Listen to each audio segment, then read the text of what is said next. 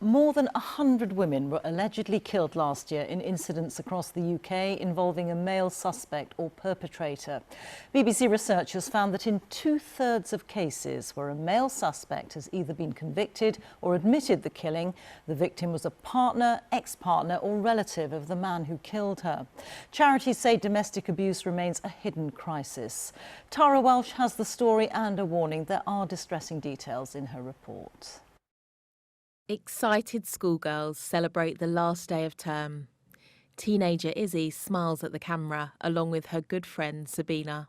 There's a photo of her with her school friends. And two of them have both been murdered by men, and this is just a group of schoolgirls that are 13, 14. After school, Izzy got a job, married and had 2 little girls. She settled in Northamptonshire. Sabina Nessa became a primary school teacher in London. In 2021, she was murdered by a stranger in a park. Izzy went to school with Sabina. Sabina used to come round like a lovely girl. And when Izzy heard that she had been brutally murdered, she was very, very upset, which of course she was. And I never thought for one second, a few years down the line, that I would be mother of a murdered child. Izzy's husband was spending the family's money on drugs. She told him that their 15-year relationship was over, and high on cocaine, he strangled her. How could you be so cruel, so evil, knowing that your children were asleep in bed upstairs? In so many of the cases we've looked at as well, the children are in the home when the... Our team has been tracking the cases of more than 100 women who were allegedly killed across the UK in 2025, where there was a male perpetrator or suspect. So far, there have been charges in 90 cases and 30 convictions. We found barely a week went by without violence resulting in the death of a woman or girl last year.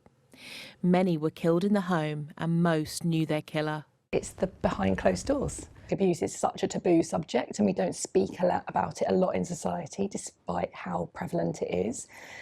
But that is how perpetrators can continue to perpetrate the abuse, because it is not seen, it's not heard, and it's hidden. A 36-year-old man has been handed a life sentence. Izzy's husband was sentenced to 17 years in prison. Her family chose to speak to the BBC to highlight the warning signs of abuse. Coercive control comes under a huge umbrella. It's not just bruises.